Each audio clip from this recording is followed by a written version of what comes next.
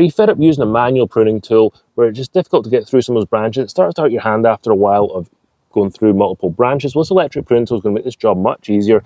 This electric pruning tool here comes with safety where you can close the blade, just hold the trigger down, wait for 2 beeps,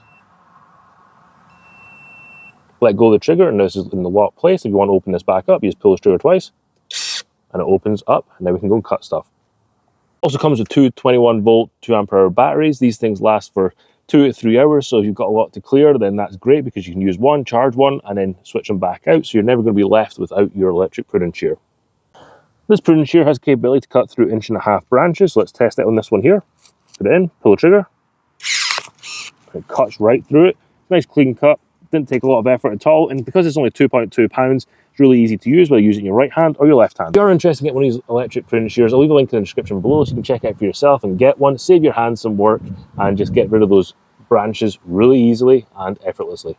Let's do it. Another one. Just like that.